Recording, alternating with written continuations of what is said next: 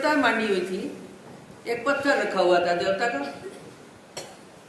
वो तो वो दूसरे मंदिर में जाके लेटना चाहते, तो वहां भी मंदिर में भी देवता थे।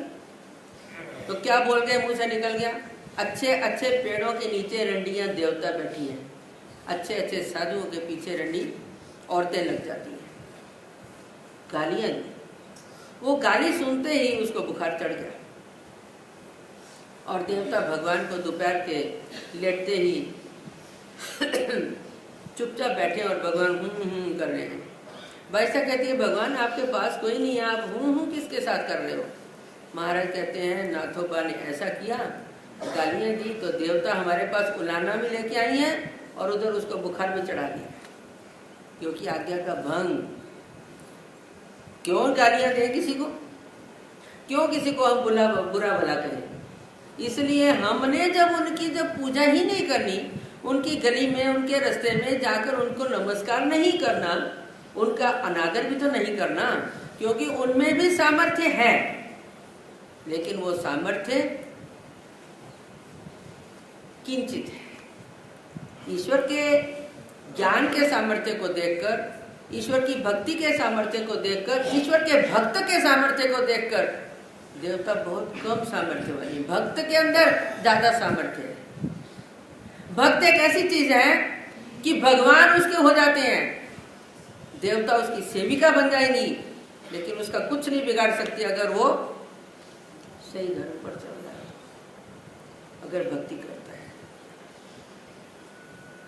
इसलिए इन नवरात्रों के दिनों में हम लोगों को ये वर्जित करना, क्या क्या वर्जित करना पड़ता है? देवता का स्थान।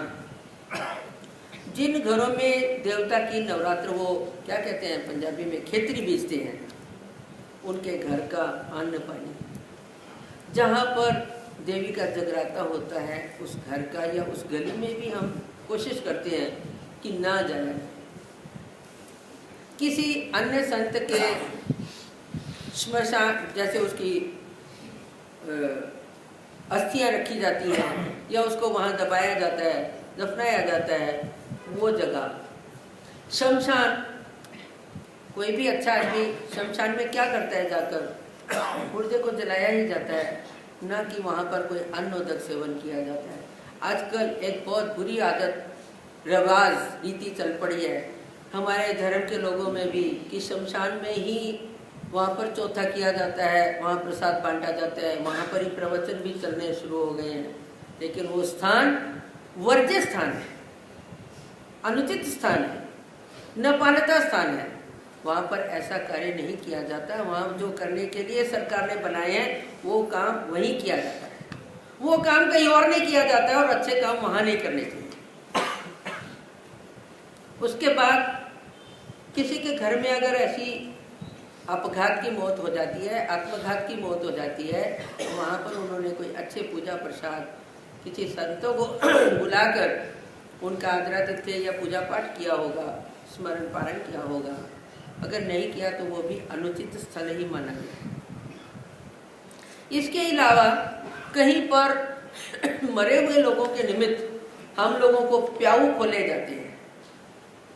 प्याऊ होते हैं स्वर्गीय लाला जी के प्रीत्यार्थ प्याऊ, स्वर्गीय माता जी के प्रीत्यार्थ प्याऊ, उसको भी हम वो पानी वर्ज्य समझते हैं, क्योंकि वो एक पुण्य के हेतु से लगाया गया है। पुण्य से हमें बार बार हमें जन्म लेने पड़ते हैं। उन जन्म मरणों के चक्कर से छूटने के लिए हम भक्ति कर रहे हैं, और उसका अगर जल पिएंगे तो उसका परिणाम हमारी बुद्धि और मन पे होता है। कहीं पर अन्न छत्र लगाए जाते हैं दुष्काल के समय। हमारे महाराष्ट्र में अभी भी रिवाज है, बहुत बरसात ज़्यादा हो जाए तो गीला दुष्काल माना जाता है, बरसात ना हो तो सूखा दुष्काल माना जाता है। बरसात अभी समय निकलने के बाद भी 1 महीना हो गया नहीं आई तो अन्न छत्र लगाए जाते हैं, हिंदू मुस्लिम सभी लोग लगाते हैं। वहाँ पर कुत्ता बिल्ली से लेकर चींटियों से लेकर सब इंसानों को रास्ते में जाने आने में, मेहमान बच्चे के दूध तक सब अरेंजमेंट किया जाता है। वो अन्न छत्र का जो अन्न है वो भी हमारे लिए वर्ज्य है। अभी पीछे मैं एक बार सचखंड से आ रही थी दिल्ली, सचखंड में उनके गुरुद्वारे वालों की तरफ से अपने भक्तों के लिए अरेंज किया जाता है। वो आपस में सत श्री अकाल जी, प्रसादा छको जी, प्रसादा छको जी, ऐसे कह के ट्रेन में टिफिन, चाय पानी रोटी का अरेंजमेंट करते हैं हमारे लिए। वो चाहे फ्री दे रहे हो तो भी वर्थ है, क्योंकि वो देने के पीछे उनका कुछ हेतु है, वो हेतु है। इसके अलावा अगर हमें किसी गृह प्रवेश में वहां पर होम किया जाता है, वो भी हमारे लिए होते हैं, क्योंकि होम के अंदर देवताओं को आह्वानित किया जाता है। इंद्राय स्वाहा, चंद्राय स्वाहा। वो आह्वान करने के बाद देवता सामर्थ्य प्रकट होता है, उसके भाव के अनुसार वो क्रिया को स्वीकार करता है। वो क्रिया देवता निमित्त हो गई, वो भी हमें अन्न जल ग्राह्य नहीं है। ऐसे नपालते का अन्न और नपालते के स्थान, इसके अलावा नपालते के कुछ व्यक्ति होते हैं, अन्य संत, ज्योतिष, जो ज्योतिष होते हैं या अन्य संत होते हैं। अन्य संतों की माताएं होती हैं, जैनों के होते हैं, सनातनियों के होते हैं, कई लोगों में संन्यास लिए हुए पुरुष स्त्रियां होती हैं। वो हमारे लिए, वो भी नपालते के व्यक्ति हैं।